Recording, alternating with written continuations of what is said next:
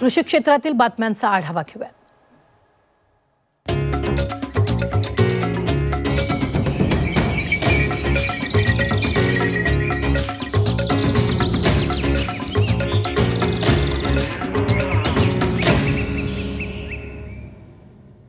शिरूरमध्ये सध्या केळीचे बाजारभाव कोसळल्याने केळी उत्पादक सध्या प्रचंड चिंतेत आहेत।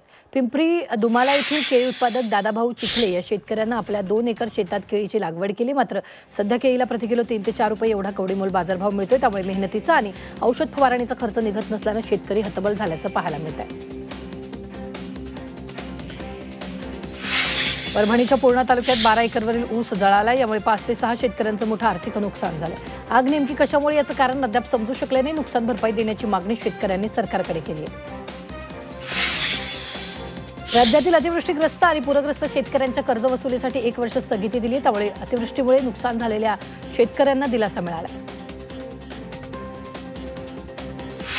मध्य भारतातील ॲग्रोव्हिजन प्रदर्शनात भंडाऱ्यातील हिराबाई हटवाडेंच्या यशोगाथेनं सर्वांचं लक्ष वेधून घेतलंय। तांदूळ उत्पादक भंडारा गोंदिया जिल्ह्यातील अनेक शेतकऱ्यांना योग्य बाजारभाव मिळत नसल्यानं शेती तोट्यात जात असताना हिराबाईंनी सेंद्रिय आणि रसायनमुक्त शेतीचा मार्ग स्वीकारत नवी दिशा दाखवली।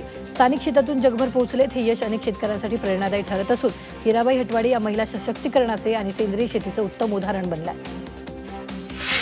यंदाच्या हंगामात 15 लाख टन साखर निर्यातीला परवानगी मिळाली, तर मॉलिसेसवरील 50% निर्यात शुल्क रद्द करण्यात आले। त्यामुळे साखरेचे दर स्थिर राहण्याची शक्यता असल्यानं उद्योगांना दिलासा मिळाला। तसंच या निर्णयाचा शेअर बाजारातही चांगला परिणाम झाला।